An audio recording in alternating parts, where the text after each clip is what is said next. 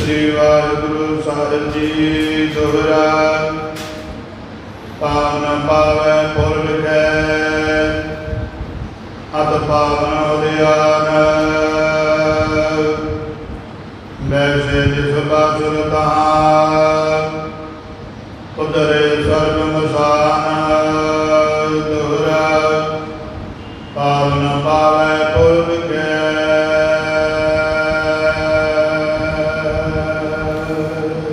वाहिगुरु जी का खालसा वाहिगुरु जी की फतेह।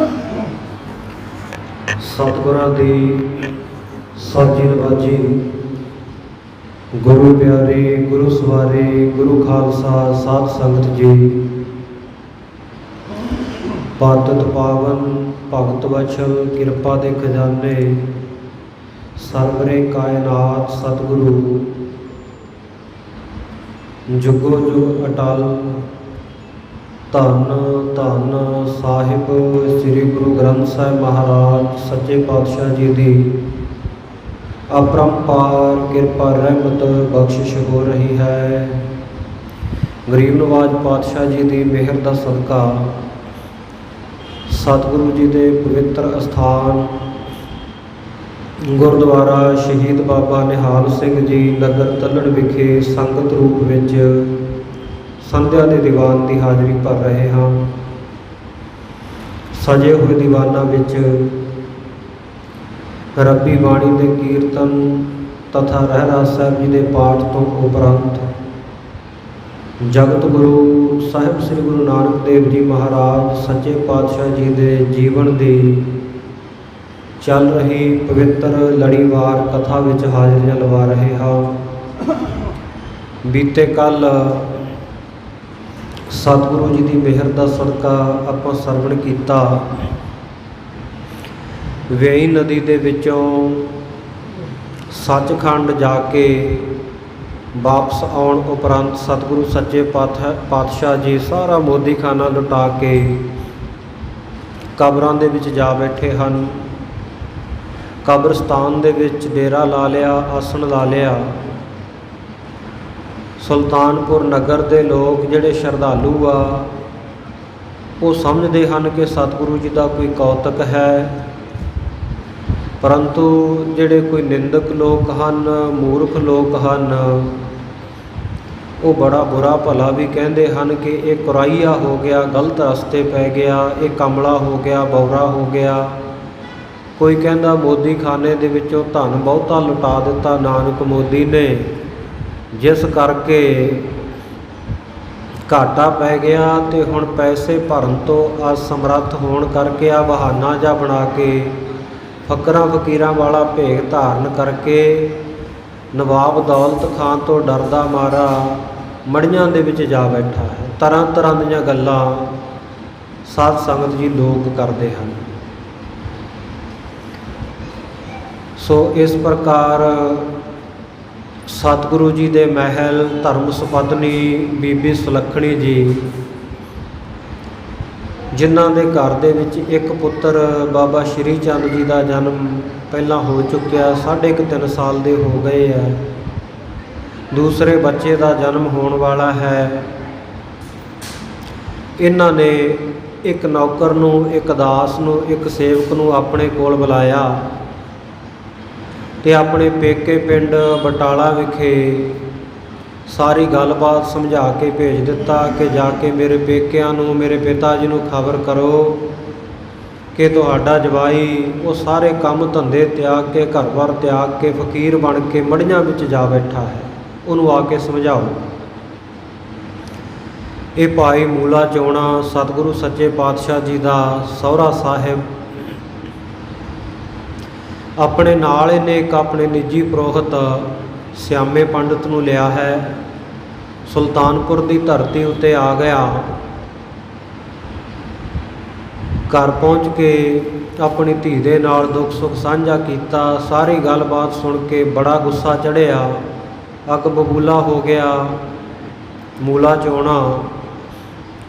तो उस वेले जदों सुनिया कि 760 रुपये ਹਿਸਾਬ ਕਿਤਾਬ ਕਰਨ ਉਪਰੰਤ ਜਿਹੜੇ ਨਵਾਬ ਦੌਲਤ ਖਾਂ ਦੇ ਵੱਲ ਵਾਧਾ ਨਿਕਲੇ ਸਨ ਸਤਿਗੁਰੂ ਜੀ ਦੇ, ਉਹ ਵੀ ਛੱਡ ਆਏ ਹਨ। ਬਚਨ ਕਰ ਦਿੱਤਾ ਕਿ ਨਵਾਬ ਸਾਹਿਬ ਇਹ ਦੌਲਤ ਖੁਦਾ ਦੀ ਹੈ ਅਤੇ ਇਹ ਫਕਰਾਂ ਫਕੀਰਾਂ ਰੱਬ ਦੇ ਪਿਆਰਿਆਂ ਸਾਧੂ ਮਹਾਤਮਾ ਨੂੰ ਤੁਸੀਂ ਵੰਡ ਦੇਣੀ, ਉਹਨਾਂ ਦੇ ਕੰਮ ਆਵੇਗੀ। ਸੋ ਇਹ ਸਾਰੀਆਂ ਗੱਲਾਂ ਜਦੋਂ ਮੂਲੇ ਚੌਣੇ ਨੂੰ ਪਤਾ ਲੱਗੀਆਂ, ਬੜਾ ਗੁੱਸੇ ਦੇ ਵਿੱਚ ਜਾ ਪਹੁੰਚਿਆ ਜਿੱਥੇ ਸਤਿਗੁਰੂ ਜੀ ਨਗਰ ਦੇ ਬਾਹਰ ਉਦਿਆਨ ਉਜਾੜ ਦੇ ਵਿੱਚ ਕਬਰਸਤਾਨ ਦੇ ਵਿੱਚ ਬੈਠੇ ਸਨ। ਰੱਬੀ ਰੰਗ ਵਿੱਚ ਜਾ ਕੇ ਬਹੁਤ ਬੁਰਾ ਭਲਾ ਬੋਲਿਆ, ਜਿਵੇਂ ਦੁਨਿਆਵੀ ਲੋਕ ਕਰਦੇ ਹੁੰਦੇ ਆ। ਬੜਾ ਸਤਿਗੁਰੂ ਜੀ ਨੂੰ ਮੰਦਾ ਬੋਲਿਆ, ਪਰ ਸਤਿਗੁਰੂ ਸਾਹਿਬ ਜੀ ਬਿਲਕੁਲ ਚੁੱਪ ਕਰੇ ਰਹੇ, ਕੋਈ ਅੱਗੋਂ ਜਵਾਬ ਨਾ ਦਿੱਤਾ ਕਿ ਇਹ ਮੇਰੇ ਸਹੁਰਾ ਸਾਹਿਬ ਮੇਰੇ ਪਿਤਾ ਜੀ ਦੇ ਸਮਾਨ ਹਨ। ਜਿਸ ਤਰ੍ਹਾਂ ਦਾ ਮੇਰਾ ਪਿਤਾ ਮਹਿਤਾ ਕਾਲੂ ਹੈ, ਜਿਸ ਤਰ੍ਹਾਂ ਦਾ ਉਹਨਾਂ ਦਾ ਸੁਭਾਅ ਹੈ, ਗੱਲ ਗੱਲ ਦੇ ਉੱਤੇ ਗੁੱਸੇ ਹੋਈ ਜਾਣਾ, ਇਸੇ ਪ੍ਰਕਾਰ ਦਾ ਇਹਨਾਂ ਦਾ ਸੁਭਾਅ ਹੈ।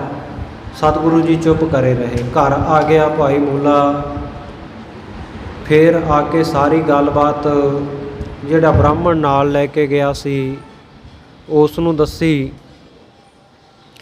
ਸਿਆਮੇ ਪੰਡਤ ਨੇ ਐਸੀ ਅਵਸਥਾ, ਐਸੀ ਦਸ਼ਾ, ਐਸੀ ਗੱਲਬਾਤ ਸਤਿਗੁਰੂ ਜੀ ਦੇ ਬਾਬਤ ਸੁਣ ਕਰਕੇ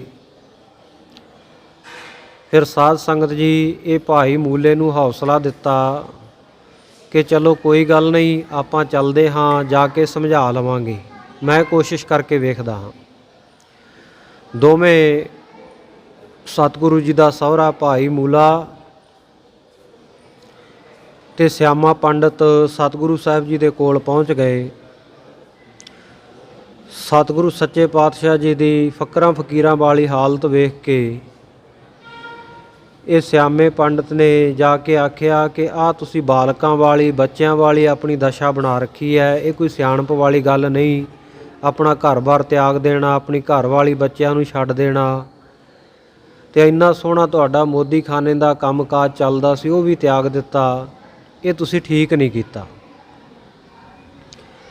ਤਾਂ ਉਸ ਵੇਲੇ ਸਤਿਗੁਰੂ ਸੱਚੇ ਪਾਤਸ਼ਾਹ ਜੀ ਨੇ ਫਿਰ ਇਹ ਸਿਆਮੇ ਪੰਡਤ ਨੂੰ ਉਪਦੇਸ਼ ਦੇਣ ਦੇ ਵਾਸਤੇ ਬਸੰਤ ਹੰਡੋਲ ਰਾਗ ਦੇ ਵਿੱਚ ਮਹੱਲਾ ਪਹਿਲਾ ਦੇ ਸਿਰਲੇਖ ਹੇਠਾਂ ਗੁਰਬਾਣੀ ਦਾ ਸ਼ਬਦ ਉਚਾਰਨ ਕੀਤਾ। ਰਾਜਾ ਬਾਲਕ ਨਗਰੀ ਕਾਚੀ ਦੁਸ਼ਟਾ ਨਾਲ ਪਿਆਰੋ, ਦੋਏ ਮਾਈ ਦੋਏ ਬਾਪਾ ਪੜ੍ਹੀ ਹੈ ਪੰਡਤ ਕਰੋ ਵਿਚਾਰੋ, ਸੁਆਮੀ ਪੰਡਤਾ ਤੁਮ ਦੇਹੋ ਮਤੀ, ਕਿਨ ਵਿਦ ਪਾਵੋ ਪ੍ਰਾਨਪਤੀ। ਇਹ ਸਾਰਾ ਸ਼ਬਦ ਸਤਿਗੁਰੂ ਸੱਚੇ ਪਾਤਸ਼ਾਹ ਜੀ ਨੇ ਉਚਾਰਨ ਕਰਕੇ ਸ਼ੁਭ ਉਪਦੇਸ਼ ਦਿੱਤਾ ਕਿ ਇਹ ਜਿਹੜੀ ਦੇਹੀ ਆ ਇਹ ਕੱਚੀ ਨਗਰੀ ਹੈ, ਅਤੇ ਇਹਦੇ ਵਿੱਚ ਜਿਹੜਾ ਇਹ ਨਗਰੀ ਦਾ ਰਾਜਾ ਉਹ ਮਨ ਹੈ ਜਿਹੜਾ ਬੜਾ ਬਾਲਕ ਹੈ, ਬੜਾ ਅਣਜਾਣ ਹੈ। ਇਸ ਕਰਕੇ ਪੰਡਤ ਜੀ ਅਸੀਂ ਤੁਹਾਨੂੰ ਉਪਦੇਸ਼ ਦਿੰਦੇ ਹਾਂ ਕਿ ਕਿਸ ਤਰ੍ਹਾਂ ਦੀ ਨਗਰੀ ਵਿੱਚ ਰਹਿਣਾ ਚਾਹੀਦਾ, ਕਿਸ ਤਰ੍ਹਾਂ ਦੇ ਰਾਜੇ ਦੇ ਅਧੀਨ ਰਹਿਣਾ ਚਾਹੀਦਾ, ਕਿਹੜੇ ਕਿਹੜੇ ਗੁਣ ਧਾਰਨ ਕਰਨੇ ਚਾਹੀਦੇ ਆ। ਸਤਿਗੁਰੂ ਸੱਚੇ ਪਾਤਸ਼ਾਹ ਜੀ ਨੇ ਸ਼ੁਭ ਉਪਦੇਸ਼ ਬਖਸ਼ਿਆ ਕਿ ਪਰਮਾਤਮਾ ਦੇ ਨਾਲ ਜੁੜਨਾ, ਉਹਨੂੰ ਆਪਣੇ ਅੰਦਰੋਂ ਦੇਖਣਾ, ਔਰ ਇਸ ਪ੍ਰਕਾਰ ਦੁਨੀਆ ਦੇ ਜਿਹੜੇ ਝੂਠੇ ਰਿਸ਼ਤੇ ਨਾਤੇ ਸਦੀਵੀ ਨਾਲ ਨਿਭਣ ਵਾਲੇ ਨਹੀਂ ਹਨ, ਇਹਨਾਂ ਦਾ ਮੋਹ ਤਿਆਗ ਕੇ ਪਰਮਾਤਮਾ ਦੇ ਨਾਮ ਦੀ ਲਿਵ ਲਾਉਣੀ, ਇਸ ਦੇ ਨਾਲ ਮਨੁੱਖਾ ਜਨਮ ਦੀ ਸਫਲਤਾ ਹੁੰਦੀ ਹੈ। ਸੋ ਐਸਾ ਉਪਦੇਸ਼ ਸਤਿਗੁਰੂ ਸੱਚੇ ਪਾਤਸ਼ਾਹ ਜੀ ਨੇ ਇਹ ਸਿਆਮੇ ਪੰਡਤ ਨੂੰ ਜਦੋਂ ਬਖਸ਼ਿਸ਼ ਕੀਤਾ, ਸਤਿਗੁਰੂ ਸਾਹਿਬ ਜੀ ਦੇ ਅੰਮ੍ਰਿਤ ਬਚਨ ਸੁਣ ਕੇ ਸਿਆਮਾ ਪੰਡਤ ਨਿਹਾਲ ਹੋਇਆ। ਇਹਨੂੰ ਨਿਮਰਤਾ ਵਿੱਚ ਆਇਆ ਵੇਖ ਕੇ ਗਰੀਬ ਨਵਾਜ਼ ਸੱਚੇ ਪਾਤਸ਼ਾਹ ਨੇ ਕਿਰਪਾ ਕੀਤੀ, ਇਹਦਾ ਜਨਮ ਮਰਨ ਕੱਟ ਦਿੱਤਾ, ਆਪਣੇ ਆਪੇ ਦਾ ਗਿਆਨ, ਆਤਮ ਗਿਆਨ ਇਸ ਨੂੰ ਬਖਸ਼ਿਸ਼ ਕਰ ਦਿੱਤਾ।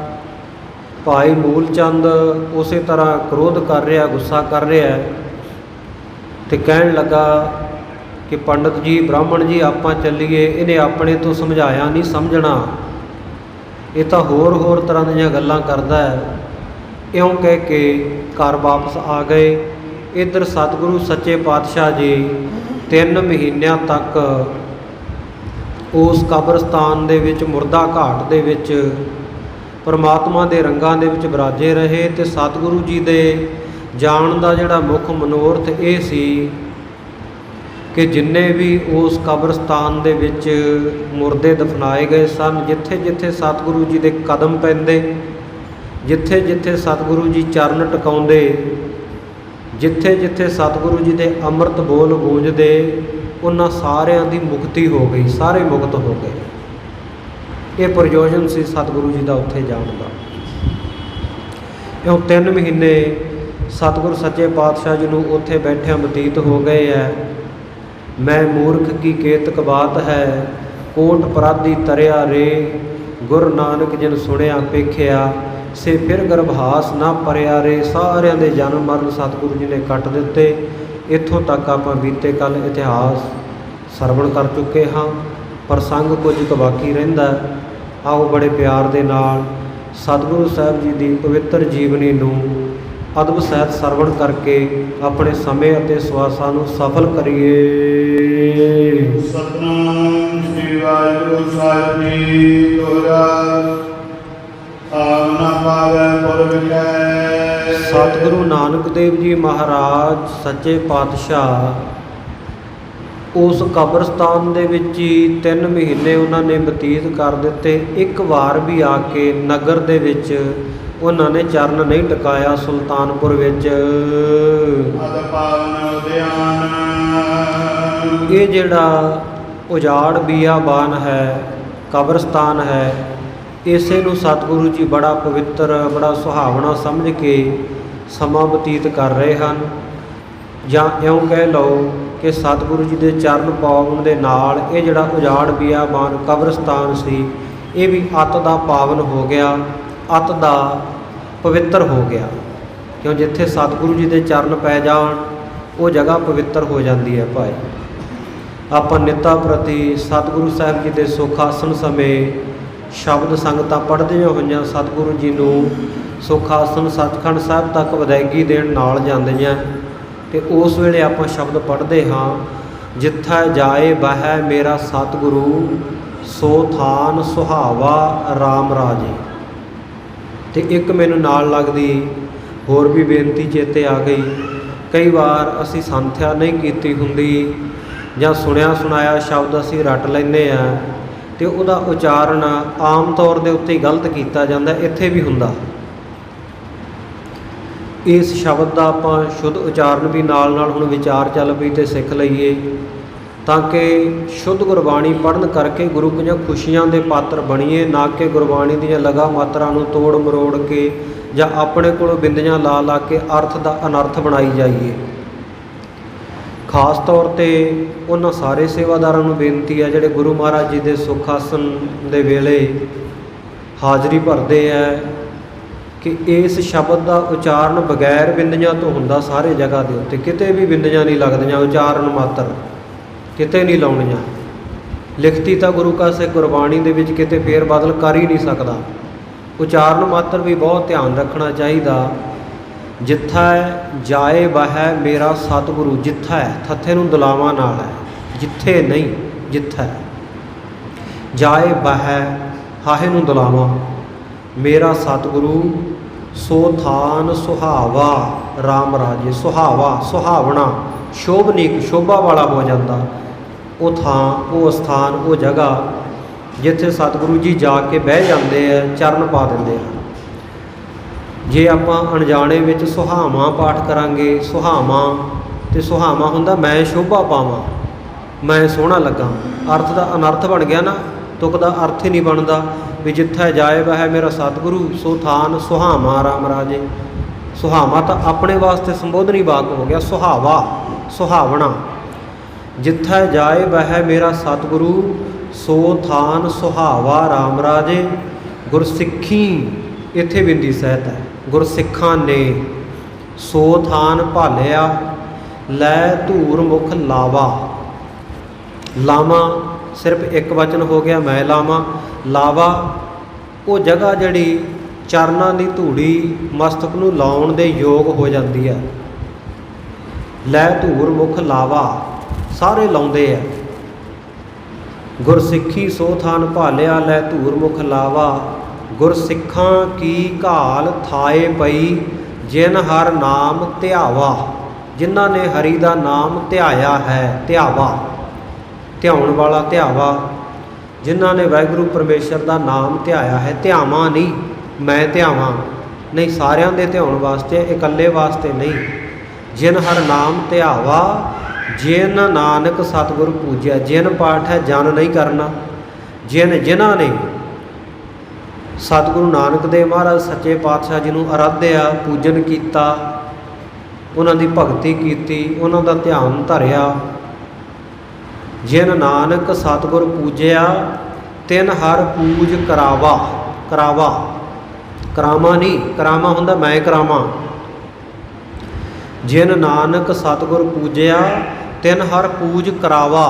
ਵਾਹਿਗੁਰੂ ਉਹਨਾਂ ਦੀ ਪੂਜਾ ਕਰਾਉਂਦਾ ਹੈ। ਜਿਨ੍ਹਾਂ ਨੇ ਵਾਹਿਗੁਰੂ ਪਰਮੇਸ਼ਰ ਦੇ ਨਾਮ ਨੂੰ ਸਿਮਰਿਆ ਨਾ, ਉਹਨੂੰ ਜਪਿਆ, ਉਹਨੂੰ ਪੂਜਿਆ, ਉਹਨਾਂ ਦੀ ਪੂਜਾ ਸਾਧ ਸੰਗਤ ਜੀ ਵਾਹਿਗੁਰੂ ਪਰਮੇਸ਼ਰ ਆਪ ਕਰਾਉਂਦਾ ਹੈ ਅਤੇ ਕਿਤੇ ਦੂਰ ਜਾਣ ਦੀ ਲੋੜ ਨਹੀਂ।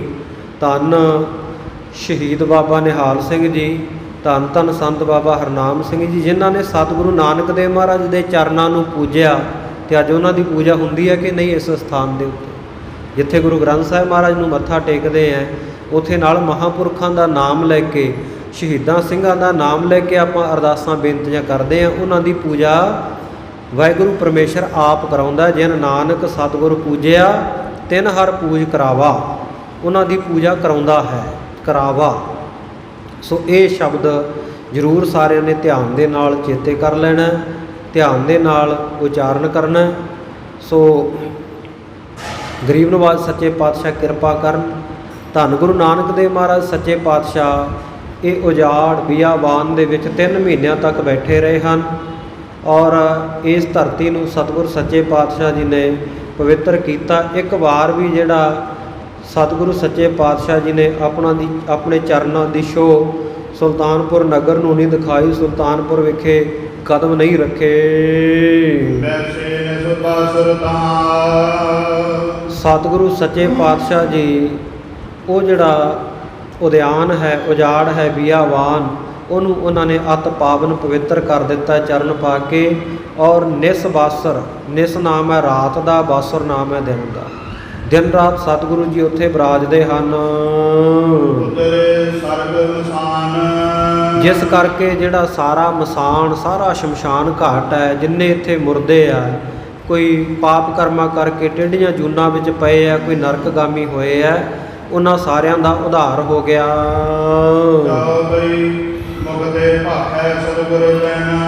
ਇੱਕ ਦਿਨ ਸਤਿਗੁਰੂ ਸੱਚੇ ਪਾਤਸ਼ਾਹ ਜੀ ਨੇ ਇਹ ਬਚਨ ਬੋਲਣੇ ਸ਼ੁਰੂ ਕਰ ਦਿੱਤੇ ਮੁਖ ਤੋਂ। ਕਹਿੰਦੇ ਭਾਈ ਦੁਨੀਆ ਦੇ ਵਿੱਚ ਨਾ ਕੋਈ ਤੁਰਕ ਹੈ, ਨਾ ਕੋਈ ਹਿੰਦੂ ਹੈ ਸੱਚਾ। ਇਹ ਜੱਗ ਦੇ ਵਿੱਚ ਲੋਕ ਕਹਾਉਂਦੇ ਹੀ ਹੈ ਆਪਣੇ ਆਪ ਨੂੰ, ਅਸੀਂ ਹਿੰਦੂ ਹਾਂ, ਅਸੀਂ ਮੁਸਲਮਾਨ ਹੈ, ਪਰ ਕਹਿੰਦੇ ਅਸਲ ਵਿੱਚ ਇਹ ਕਹਿਣ ਮਾਤਰੀ ਹੈ। ਨਾ ਕੋਈ ਸੱਚਾ ਹਿੰਦੂ ਹੈ ਤੇ ਨਾ ਮੁਸਲਮਾਨ ਹੈ। ਐਵੇਂ ਝੂਠਾ ਹੀ ਨਾਂ ਧਰਾਇਆ ਹੋਇਆ, ਝੂਠਾ ਹੀ ਆਪਣੇ ਆਪ ਨੂੰ ਖਵਾਈ ਜਾਂਦੇ ਆ, ਮੈਂ ਸੱਚਾ ਹਿੰਦੂ, ਮੈਂ ਸੱਚਾ ਮੁਸਲਮਾਨ। ਸੱਚਾ ਕੋਈ ਨਹੀਂ ਹੈ। ਕੋਈ ਮਨੁੱਖ ਜਿਹੜਾ ਸਤਿਗੁਰੂ ਜੀ ਦੇ ਨੇੜੇ ਜਾਂਦਾ, ਜਦੋਂ ਜਾ ਕੇ ਨੇੜੇ ਹੋ ਕੇ ਸੁਣਦਾ ਹੈ, ਨਗਰ ਦੇ ਵਿੱਚ ਹੋਰ ਲੋਕਾਂ ਨੂੰ ਆ ਕੇ ਜਦੋਂ ਮਿਲਦਾ ਹੈ ਤੇ ਸਾਰਿਆਂ ਤਾਂ ਹੀ ਦੱਸਦਾ ਹੈ ਵੀ ਸਤਿਗੁਰੂ ਨਾਨਕ ਦੇਵ ਮਹਾਰਾਜ ਇਸ ਤਰ੍ਹਾਂ ਦੇ ਵਚਨ ਕਰ ਰਹੇ ਹਨ।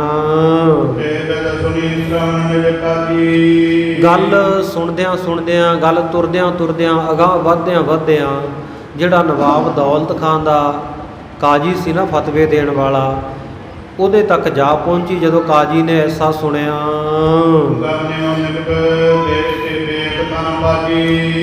ਉਸ ਵੇਲੇ ਸਾਧ ਸੰਗਤ ਜੀ ਇਹ ਸਤਿਗੁਰੂ ਸੱਚੇ ਪਾਤਸ਼ਾਹ ਜੀ ਦੇ ਕੋਲ ਚਲਿਆ ਗਿਆ, ਜਿਹੜਾ ਕਿ ਤਨ ਦੇ ਉੱਤੇ ਭੇਖ ਧਾਰਨ ਕਰਨ ਵਾਲਾ ਹੀ ਸੀ, ਪਾਜੀ ਸੀ, ਝੂਠਾ ਸੀ।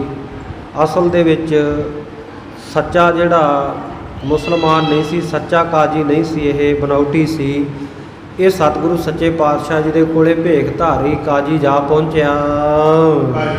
ਪੰਜ ਤੇ ਸੰਤ ਸਿਧਾਰੀ। ਕੁਝ ਹੋਰ ਮਨੁੱਖੇ ਨੇ ਆਪਣੇ ਨਾਲ ਲੈ ਲਏ, ਇਹਦੇ ਨਾਲ ਬੰਦੇ ਗਏ। ਐਸੇ ਸ੍ਰੀ ਗੁਰੂ ਗਿਆਨ ਨਿਹਾਰੇ। ਜਾ ਕੇ ਦੇਖਿਆ ਇਹਨਾਂ ਨੇ ਸਾਰਿਆਂ ਨੇ ਕਿ ਸਤਿਗੁਰੂ ਸੱਚੇ ਪਾਤਸ਼ਾਹ ਜੀ ਬਿਰਾਜਮਾਨ ਹਨ, ਬੈਠੇ ਹਨ। ਆਨੰਦ ਬੈਨ ਬਖਾਨ ਦਸੋ। ਜਿਹੜੇ ਬਚਨ ਸਤਿਗੁਰੂ ਸੱਚੇ ਪਾਤਸ਼ਾਹ ਜੀ ਪਹਿਲਾਂ ਕਰਦੇ ਸਨ, ਉਵੇਂ ਸਤਿਗੁਰੂ ਸੱਚੇ ਪਾਤਸ਼ਾਹ ਨੇ ਦੁਬਾਰਾ ਆਪਣੇ ਮੁਖਾਰਬਿੰਦ ਤੋਂ ਬਚਨ ਕੀਤੇ। ਕਹਿੰਦੇ ਭਾਈ ਜੱਗ ਦੇ ਵਿੱਚ ਨਾ ਕੋਈ ਹਿੰਦੂ ਹੈ ਤੇ ਨਾ ਕੋਈ ਤੁਰਕ ਹੈ, ਮੁਸਲਮਾਨ ਹੈ। ਇਹ ਕਾਜੀ ਜਿਹੜਾ ਸੀ ਉਹ ਨੇੜੇ ਜਾ ਬੈਠਾ ਤੇ ਸਤਿਗੁਰੂ ਨੂੰ ਆਖਣ ਲੱਗਾ, ਕਹਿਣ ਲੱਗਾ ਜੀ ਤੁਸੀਂ ਇਹੋ ਜਿਹੇ ਬਚਨ ਜਿਹੜੇ ਆ ਇਹ ਕਿਉਂ ਕਰ ਰਹੇ ਹੋ? ਕਹਿੰਦੇ ਤੁਸੀਂ ਕਹਿੰਦੇ ਹੋ ਕੋਈ ਹਿੰਦੂ ਨਹੀਂ ਸੰਸਾਰ ਦੇ ਵਿੱਚ, ਕੋਈ ਤੁਰਕ ਮੁਸਲਮਾਨ ਨਹੀਂ ਹੈ। ਤੇ ਕਹਿੰਦੇ ਅਸੀਂ ਕਿਵੇਂ ਇਹ ਪਛਾਣ ਕਰੀਏ ਵੀ ਕੋਈ ਹਿੰਦੂ ਨਹੀਂ ਹੈ, ਕੋਈ ਮੁਸਲਮਾਨ ਨਹੀਂ ਹੈ? ਭੇਖ ਤੋਂ ਤਾਂ ਸਾਰੇ ਹੀ ਲੱਗਦੇ ਆ, ਕੱਪੜਿਆਂ ਤੋਂ ਸਾਰੇ ਹੀ ਲੱਗਦੇ ਆ। ਜਿਸ ਪ੍ਰਕਾਰ ਦੇ ਧਰਮ ਦੇ ਕਿਸੇ ਨੇ ਪਹਿਰਾਵਾ ਪਹਿਨਿਆ, ਬਾਣਾ ਪਹਿਨਿਆ ਹੁੰਦਾ, ਪਤਾ ਲੱਗ ਜਾਂਦਾ। ਤੇ ਤੁਸੀਂ ਕਹਿੰਦੇ ਹੋ ਕੋਈ ਵੀ ਨਹੀਂ। ਤੇ ਕਹਿੰਦੇ ਤੁਸੀਂ ਕਿਵੇਂ ਪਛਾਣ ਕੀਤੀ ਵੀ ਕੋਈ ਨਹੀਂ ਹੈ?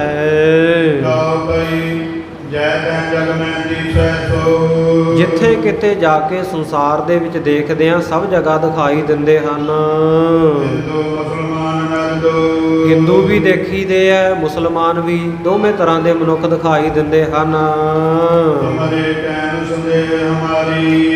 ਜੋ ਤੁਸੀਂ ਕਹਿ ਰਹੇ ਹੋ ਇਹਦੇ ਉੱਤੇ, ਤੁਹਾਡੇ ਕਹਿਣ ਦੇ ਉੱਤੇ ਸਾਡਾ ਸ਼ੰਕਾ ਹੋ ਗਿਆ, ਸਾਨੂੰ ਸ਼ੱਕ ਸੁਭਾਅ ਪੈਦਾ ਹੋ ਗਿਆ ਹੈ।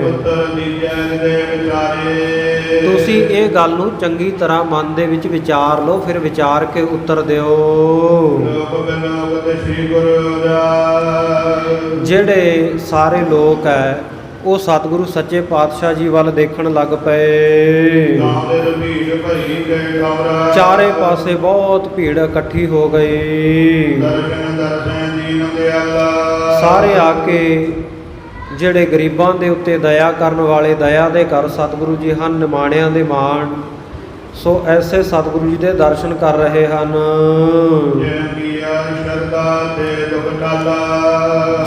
ਜਿਸ ਨੇ ਵੀ ਸਤਿਗੁਰੂ ਨਾਨਕ ਦੇਵ ਮਹਾਰਾਜ ਸੱਚੇ ਪਾਤਸ਼ਾਹ ਜੀ ਦੇ ਚਰਨਾਂ ਉੱਤੇ ਸ਼ਰਧਾ ਕੀਤੀ ਹੈ, ਉਹਨਾਂ ਦੇ ਦੁੱਖ ਸਤਿਗੁਰੂ ਨਾਨਕ ਦੇਵ ਜੀ ਮਹਾਰਾਜ ਦੇ ਟਾਲੇ ਹਨ।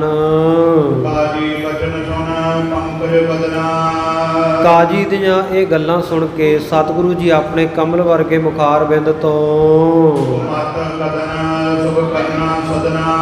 ਬਚਨ ਬੋਲੇ ਆ, ਜਿਹੜੇ ਕਿ ਕੁਮੱਤ ਨੂੰ, ਭੈੜੀ ਮੱਤ ਨੂੰ, ਕਦਨ ਕਹੀਏ ਕੱਟਣ ਵਾਲੇ ਆ, ਦੂਰ ਕਰਨ ਵਾਲੇ ਆ, ਨਾਸ਼ ਕਰਨ ਵਾਲੇ ਆ, ਔਰ ਸੁੱਖ ਕਰਨਾ ਸਦਨਾ। ਸਤਿਗੁਰ ਸੱਚੇ ਪਾਤਸ਼ਾਹ ਜੀ ਜਿਹੜੇ ਸੁੱਖਾਂ ਦੇ ਤੇ ਕਿਰਪਾ ਦੇ ਘਰ ਹਨ। ਗੁਰਬਾਣੀ ਉਚਾਰਨ ਕੀਤੀ, ਸ਼ਲੋਕ ਉਚਾਰਨ ਕੀਤਾ ਸਮਝਾਉਣ ਦੇ ਲਈ।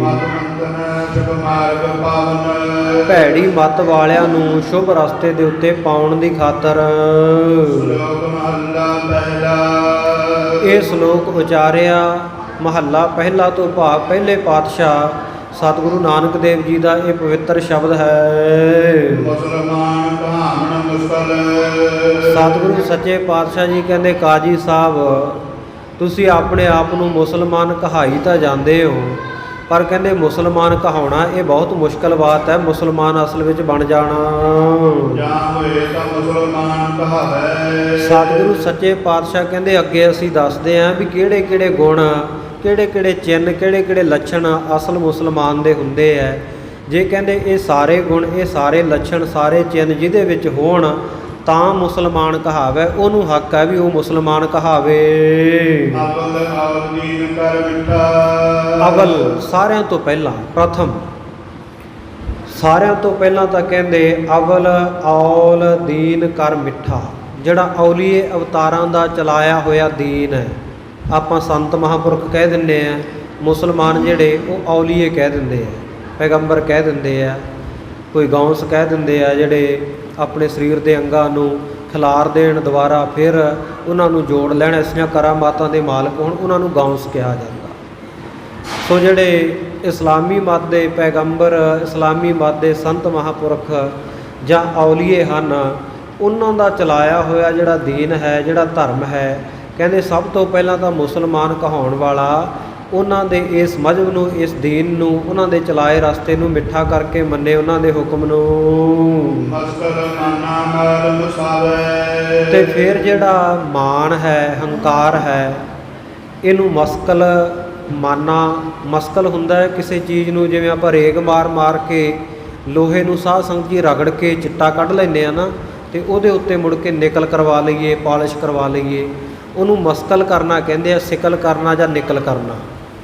ਸੋ ਇਸ ਪ੍ਰਕਾਰ ਕਹਿੰਦੇ ਜਿਹੜਾ ਮਾਨ ਹੈ ਇਹਨੂੰ ਖਤਮ ਕਰਕੇ, ਮਨ ਨੂੰ ਮਾਣ ਤੋਂ ਰਹਿਤ ਕਰਕੇ, ਹੰਕਾਰ ਤੋਂ ਰਹਿਤ ਕਰਕੇ ਪਹਿਲਾਂ ਇਹਦੇ ਉੱਤੇ ਨਿਕਲ ਕਰੇ, ਪਾਲਿਸ਼ ਕਰੇ ਭਗਤੀ ਦੀ।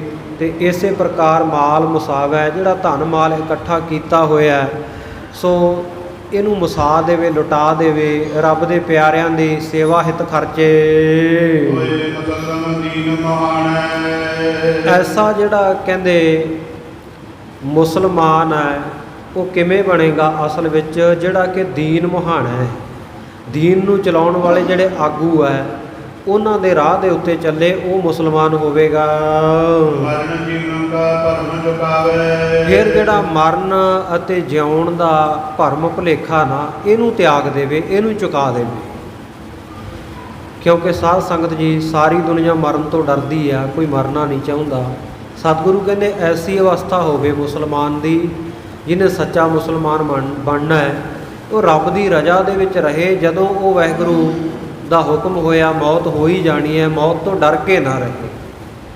ਪਹਿਲਾ ਮਰਨ ਕਬੂਲ ਜੀਵਨ ਕੀ ਛੱਡ ਆਸ, ਜਿਵੇਂ ਸਤਿਗੁਰੂ ਨੇ ਉਪਦੇਸ਼ ਦਿੱਤਾ। ਕਿਉਂਕਿ ਸਾਧ ਸੰਗਤ ਜੀ ਜਿਹੜੇ ਭਗਤੀ ਕਰਨ ਵਾਲੇ ਵੀ ਆ ਨਾ, ਉਹਨਾਂ ਵਿੱਚ ਵੀ ਦੋ ਪ੍ਰਕਾਰ ਦੇ ਬੰਦੇ ਹੁੰਦੇ ਆ। ਕਈ ਤਾਂ ਜੀਵਨ ਨੂੰ ਚੰਗਾ ਹੀ ਨਹੀਂ ਸਮਝਦੇ, ਹੈ ਉਹਨਾਂ ਦੀ ਭਗਤੀ ਸ਼ਰਧਾ। ਜਿਵੇਂ ਕੋਈ ਭਗਤੀ ਕਰਨ ਵਾਲੇ 2-3 ਬੰਦੇ ਇਕੱਠੇ ਸਨ, ਤੇ ਉਹਨਾਂ ਵਿੱਚੋਂ ਇੱਕ ਕਹਿਣ ਲੱਗਾ, ਕਹਿੰਦਾ ਵੀ ਆਹ ਜੀਵਨ ਤੋਂ, ਜ਼ਿੰਦਗੀ ਤੋਂ, ਹਯਾਤੀ ਤੋਂ ਕਰਾਉਣਾ ਕੀ ਹੈ, ਇਹਦੇ ਨਾਲੋਂ ਤਾਂ ਮਰ ਜਾਣਾ ਚੰਗਾ ਹੈ। ਕਿਉਂਕਿ ਮਰ ਜਾਵਾਂਗੇ ਦੁਨਿਆਵੀ ਸਾਰਾ ਜਿਹੜਾ ਇਹ ਧੰਦੇ ਧੰਦਾਰ ਮੋਹ ਹੈ ਇਹ ਨਿਪਟ ਜਾਣਗੇ, ਤੇ ਰੱਬ ਦੀ ਦਰਗਾਹ ਵਿੱਚ ਜਾ ਪਹੁੰਚਾਂਗੇ। ਕਹਿੰਦਾ ਮੈਨੂੰ ਤਾਂ ਮਰਨਾ ਚੰਗਾ ਲੱਗਦਾ। ਦੂਜਾ ਕਹਿੰਦਾ ਬਈ ਮੈਂ ਨਹੀਂ ਤੇਰੇ ਨਾਲ ਸਹਿਮਤ, ਕਹਿੰਦਾ ਮੈਨੂੰ ਤਾਂ ਜੀਵਨ ਚੰਗਾ ਲੱਗਦਾ ਹੈ। ਦੋਵੇਂ ਆਪੋ ਆਪਣੀ ਜਗ੍ਹਾ ਠੀਕ ਹੈ, ਉਹਦੀ ਵੀ ਸ਼ਰਧਾ ਹੈ। ਉਹ ਕਹਿੰਦਾ ਜੀਵਨ ਕਿਉਂ ਚੰਗਾ ਲੱਗਦਾ ਹੈ? ਕਹਿਣ ਲੱਗਾ ਵੀ ਜੇ ਜ਼ਿੰਦਗੀ ਦੇ ਵਿੱਚ ਜੀਵਾਂਗੇ, ਇਸ ਸੰਸਾਰ ਦੇ ਵਿੱਚ ਰਹਿੰਦਿਆਂ ਅੱਲਾ ਖੁਦਾ ਤਾਲਾ ਦਾ ਨਾਮ ਜਪ ਸਕਦੇ ਹਾਂ, ਮੁਕਤ ਹੋ ਸਕਦੇ ਹਾਂ, ਇਸ ਕਰਕੇ ਮੈਨੂੰ ਜੀਵਨ ਚੰਗਾ ਲੱਗਦਾ। ਉਹ ਦੋਵੇਂ ਕਹਿੰਦੇ ਵੀ ਮੈਂ ਤੇਰੀ ਵਿਚਾਰ ਨਾਲ ਨਹੀਂ ਸਹਿਮਤ, ਦੂਜਾ ਕਹਿੰਦਾ ਤੇਰੀ ਵਿਚਾਰ ਨਾਲ ਨਹੀਂ ਸਹਿਮਤ, ਤੀਜਾ ਹੋਰ ਸੀ ਕੋਲ। ਉਹਨੂੰ ਕਹਿੰਦੇ ਵੀ ਆਪਾਂ ਇਹਦੇ ਤੋਂ ਫੈਸਲਾ ਕਰਾ ਲੈਂਦੇ ਹਾਂ, ਜੋ ਇਹ ਫੈਸਲਾ ਦੇ ਦੇਵੇਗਾ ਆਪਾਂ ਦੋਵੇਂ ਮੰਨ ਲਵਾਂਗੇ। ਸਿਆਣਾ ਇਹ ਵੀ ਭਗਤੀ ਕਰਨ ਵਾਲਾ। ਉਹਨੂੰ ਕਹਿੰਦੇ ਵੀ ਤੇਰਾ ਕੀ ਵਿਚਾਰ ਆ? ਉਹ ਕਹਿੰਦਾ ਜੀ ਮੈਂ ਤੁਹਾਡੀਆਂ ਦੋਵਾਂ ਦੀਆਂ ਗੱਲਾਂ ਨਾਲ ਹੀ ਸਹਿਮਤ ਹੈ। ਉਹ ਕਹਿੰਦੇ ਵੀ ਇਹ ਕਿਵੇਂ ਹੋ ਸਕਦਾ, ਇੱਕੋ ਹੀ ਸੱਚਾ ਹੋ ਸਕਦਾ, ਇੱਕ ਨਾਲ ਸਹਿਮਤ ਹੋ, ਫੈਸਲਾ ਤਾਂ ਫਿਰ ਹੋਏਗਾ। ਕਹਿੰਦਾ ਨਹੀਂ, ਮੈਂ ਦੋਵਾਂ ਦੇ ਨਾਲ ਸਹਿਮਤ ਹਾਂ, ਪਰ ਕਹਿੰਦਾ ਚਾਹੇ ਮੌਤ ਆਵੇ, ਚਾਹੇ ਜ਼ਿੰਦਗੀ ਬਖਸ਼ੇ ਖੁਦਾ, ਉਹਦੇ ਭਾਣੇ ਨੂੰ ਮਿੱਠਾ ਕਰਕੇ ਮੰਨਣਾ ਚਾਹੀਦਾ। ਜੇ ਉਹਦੀ ਮੌਜ ਆ, ਉਹਨੇ ਜ਼ਿੰਦਗੀ ਬਖਸ਼ੀ ਹੈ ਤਾਂ ਜ਼ਿੰਦਗੀ ਜਿਉਣੀ ਚਾਹੀਦੀ ਹੈ, ਤੇ ਜੇ ਉਹਨੇ ਮੌਤ ਭੇਜ ਦਿੱਤੀ ਤੇ ਫਿਰ ਹੱਸਦੇ ਹੱਸਦੇ ਚਲੇ ਜਾਣਾ ਚਾਹੀਦਾ। ਫਿਰ ਐਸਾ ਨਹੀਂ ਸੋਚਣਾ ਚਾਹੀਦਾ ਮੈਨੂੰ ਮੌਤ ਕਿਉਂ ਆ ਗਈ। ਸੋ ਇਸ ਕਰਕੇ ਜਿਹੜਾ ਪ੍ਰਮਾਤਮਾ ਦਾ ਭਾਣਾ ਹੈ, ਮਰਨ ਜੀਵਨ ਕਾ ਭਰਮ ਚੁਕਾਵੇ, ਮਰਨ ਜਿਉਣ ਦਾ ਭਰਮ ਚੱਕ ਦੇਵੇ ਜਿਹੜਾ। ਸਤਿਗੁਰੂ ਸੱਚੇ ਪਾਤਸ਼ਾਹ ਜੀ ਕਹਿੰਦੇ ਐਸਾ ਮੁਸਲਮਾਨ ਸੱਚਾ ਹੈ। ਫਿਰ ਅਗਲਾ ਗੁਣ ਕੀ ਹੋਵੇ? ਰੱਬ ਦੀ, ਅੱਲਾ ਖੁਦਾ ਤਾਲਾ ਦੀ ਜਿਹੜੀ ਰਜ਼ਾ ਹੈ, ਉਹਦਾ ਹੁਕਮ ਹੈ, ਉਹਦੇ ਭਾਣੇ ਨੂੰ ਸਿਰ ਮੱਥੇ ਕਰਕੇ ਮੰਨੇ, ਮਿੱਠਾ ਕਰਕੇ ਮੰਨੇ। ਤੇ ਇੱਕ ਖੁਦਾ ਨੂੰ, ਇੱਕ ਅੱਲਾ ਤਾਲਾ ਨੂੰ ਕਰਤਾ ਮੰਨੇ ਕਿ ਉਹ ਸਭ ਕੁਝ ਕਰਨ ਵਾਲਾ ਹੈ। ਆਪ ਗਵਾਵੇ, ਆਪਣਾ ਆਪਾ ਗਵਾ ਲਵੇ, ਆਪਣੀ ਹੋਂਦ ਨਾ ਰੱਖੇ, ਪੂਰਨ ਤੌਰ ਦੇ ਉੱਤੇ ਸਰੈਂਡਰ ਕਰ ਦੇਵੇ, ਸਮਰਪਿਤ ਹੋ ਜਾਵੇ ਰੱਬ ਦੇ ਚਰਨਾਂ ਵਿੱਚ ਆ ਕੇ। ਤੇ ਇਹ ਸਾਧ ਸੰਗਤ ਜੀ ਉਪਦੇਸ਼ ਇਕੱਲਾ ਮੁਸਲਮਾਨਾਂ ਵਾਸਤੇ ਨਹੀਂ, ਸਿੱਖਾਂ ਵਾਸਤੇ ਵੀ ਹੈ, ਹਿੰਦੂਆਂ ਵਾਸਤੇ ਵੀ ਹੈ। ਕਿਸੇ ਜਾਤੀ, ਕਿਸੇ ਧਰਮ ਦਾ, ਕਿਸੇ ਮਜ਼ਹਬ ਦਾ, ਕਿਸੇ ਵਰਣ ਦਾ, ਕਿਸੇ ਰੰਗ ਦਾ, ਕਿਸੇ ਨਸਲ ਦਾ, ਕੋਈ ਔਰਤ, ਕੋਈ ਮਰਦ, ਕੋਈ ਬੱਚਾ, ਕੋਈ ਬੁੱਢਾ, ਗੁਰੂ ਚਰਨਾਂ ਵਿੱਚ ਜਿਹੜਾ ਵੀ ਆਉਂਦਾ ਨਾ, ਪਰਥਾਏ ਸਾਖੀ ਮਹਾਂਪੁਰਖ ਬੋਲਦੇ, ਸਾਂਝੀ ਸਗਲ ਜਹਾਨ ਹੈ। ਕਿਸੇ ਇੱਕ ਦੇ ਪਰਥਾਏ ਉਪਦੇਸ਼ ਸਤਿਗੁਰੂ ਸੱਚੇ ਪਾਤਸ਼ਾਹ ਬਖਸ਼ਿਸ਼ ਕਰਦੇ ਹੈ, ਪਰ ਉਹ ਉਪਦੇਸ਼ ਸਾਰੇ ਜਗਤ ਵਾਸਤੇ, ਸਾਰੇ ਸੰਸਾਰ ਵਾਸਤੇ ਸਾਂਝਾ ਹੁੰਦਾ। ਮਹਾਂਪੁਰਖਾਂ ਕਾ ਬੋਲਣਾ ਹੋਵੇ ਕਿਤੈ ਪਰਥਾਏ, ਗੁਰਮੁਖ ਹੋਵੇ ਸੋ ਭਾਉ ਕਰੇ, ਆਪਣਾ ਆਪ ਗਵਾਏ।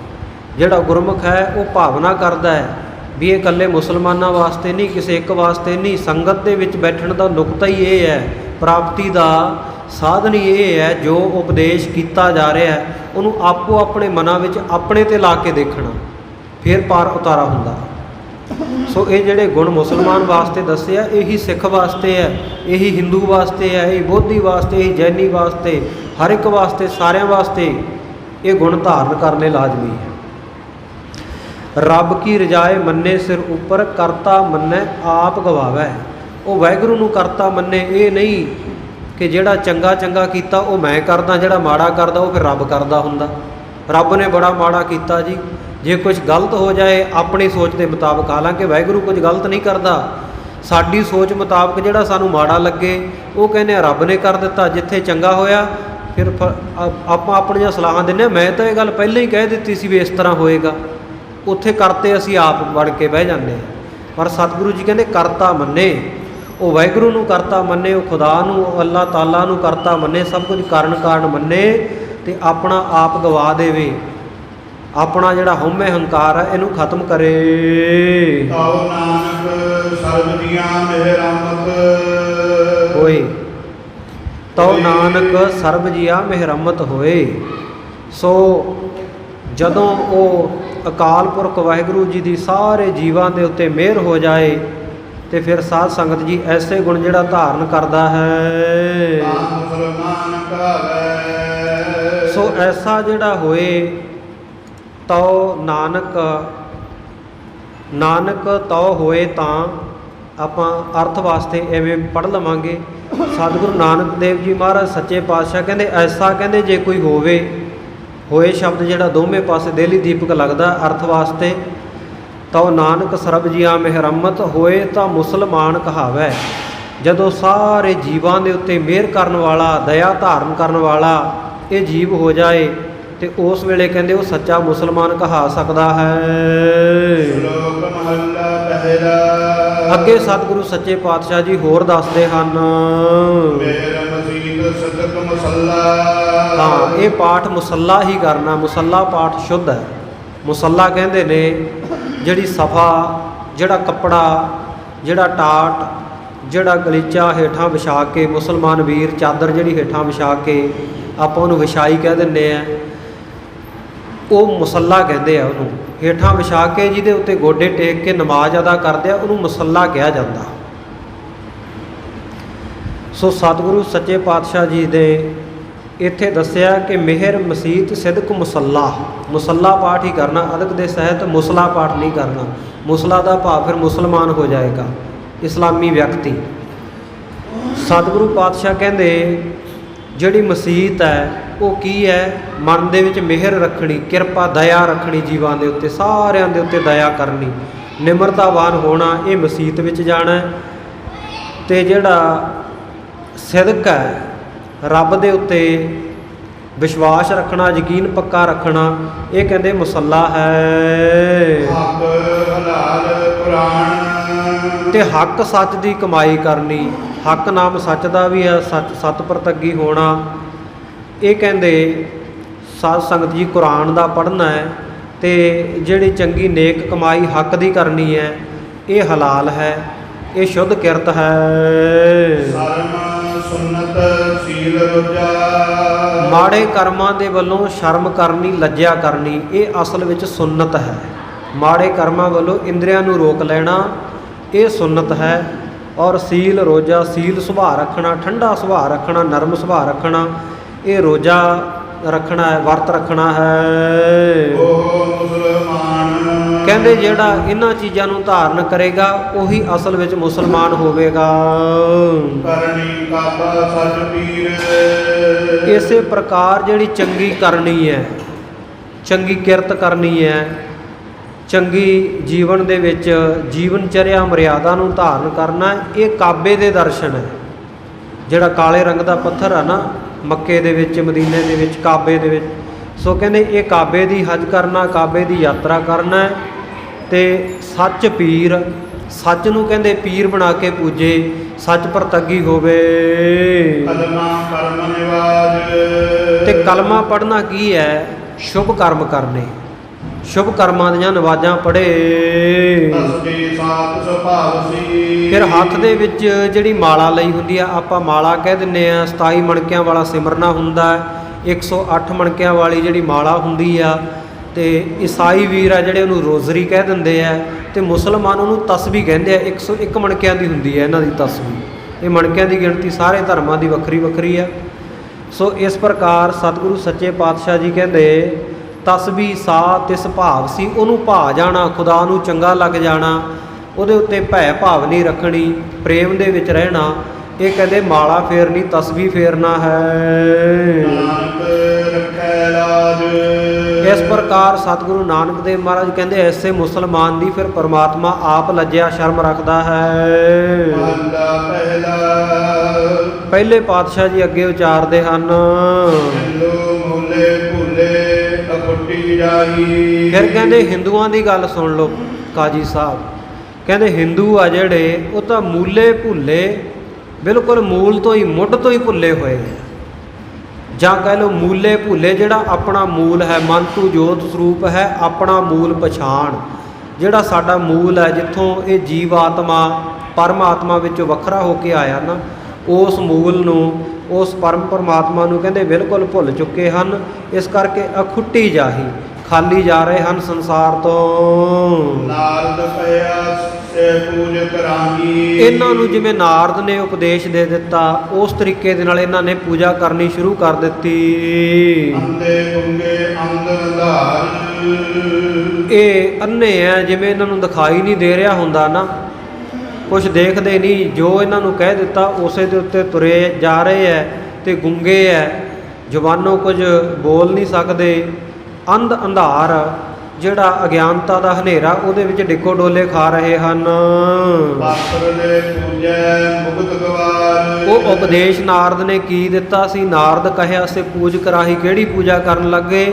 ਨਾਰਦ ਜੀ ਨੇ ਉਪਦੇਸ਼ ਦਿੱਤਾ ਸੀ ਕਿ ਆਪਣੇ ਇਸ਼ਟ ਦੇਵ, ਪੂਜਣ ਯੋਗ ਜਿਹੜੇ ਦੇਵਤੇ ਆ, ਉਹਨਾਂ ਦੀ ਮੂਰਤੀ ਬਣਾ ਕੇ ਪੱਥਰ ਦੀ, ਉਹਦਾ ਧਿਆਨ ਧਰ ਕੇ ਫਿਰ ਆਰਾਧਨਾ ਕਰਨੀ, ਜਿਸ ਨਾਲ ਧਿਆਨ ਛੇਤੀ ਇਕਾਗਰ ਹੋਵੇ, ਟਿਕੇ। ਪਰ ਕਹਿੰਦੇ ਇਹਨਾਂ ਨੇ ਕਹਿੰਦੇ ਉਹ ਧਿਆਨ ਧਰਨਾ ਤਾਂ ਛੱਡ ਦਿੱਤਾ, ਮੂਰਤੀਆਂ ਦੀ ਪੂਜਾ ਹੀ ਕਰਨ ਲੱਗ ਪਏ। ਸਿੱਧੇ ਅੰਨੇ ਹੋ ਗਏ ਉਹ ਰਸਤੇ ਉੱਤੇ ਚੱਲਣ ਵਾਲੇ ਪਾਸਿਓਂ। ਪਾਥਰਲੇ ਪੂਜੈ ਮੁਗਧ ਗਵਾਰ। ਇਹ ਕਹਿੰਦੇ ਜਿਹੜੇ ਮੂਰਖ ਹੈ, ਗਵਾਰ ਹੈ, ਜਿਨ੍ਹਾਂ ਨੂੰ ਪਤਾ ਨਹੀਂ ਕਿਸੇ ਚੀਜ਼ ਦਾ, ਕਹਿੰਦੇ ਹਿੰਦੂ ਜਿਹੜੇ ਆ, ਇਹ ਪੱਥਰਾਂ ਦੀ ਪੂਜਾ ਕਰਨੀ ਇਹਨਾਂ ਨੇ ਸ਼ੁਰੂ ਕਰ ਦਿੱਤੀ। ਕੁਝ ਆਪ ਡੁੱਬੇ ਤੁਮ ਕਹਾਂ ਤਰਨਹਾਰ। ਸਤਿਗੁਰੂ ਸੱਚੇ ਪਾਤਸ਼ਾਹ ਕਹਿੰਦੇ ਉਹ ਪੱਥਰ ਜਿਹੜਾ ਆਪ ਡੁੱਬ ਜਾਂਦਾ ਪਾਣੀ ਦੇ ਵਿੱਚ, ਤੁਮ ਕਹਾਂ ਤਾਰਨਹਾਰ, ਤੁਮ ਕਹਾਂ ਤਾਰਨਹਾਰ, ਕਹਿੰਦੇ ਤੁਹਾਨੂੰ ਕਿੱਥੋਂ ਤਾਰ ਦੇਵੇਗਾ, ਤੁਹਾਨੂੰ ਤਾਰਨ ਦੇ ਕਿਵੇਂ ਯੋਗ ਹੋਵੇਗਾ। ਮੁਸਲਮਾਨ ਮਗ ਹਿੰਦੂ। ਸਤਿਗੁਰੂ ਸੱਚੇ ਪਾਤਸ਼ਾਹ ਕਹਿੰਦੇ ਮੁਸਲਮਾਨਾਂ ਦਾ ਤੇ ਹਿੰਦੂਆਂ ਦਾ ਜਿਹੜਾ ਮਗ ਰਸਤਾ ਹੈ, ਹਸਬਤ ਲਿਓ ਪਛਾਨ। ਇਸ ਤਰੀਕੇ ਦੇ ਨਾਲ ਪਛਾਣਨਾ ਕਰੋ।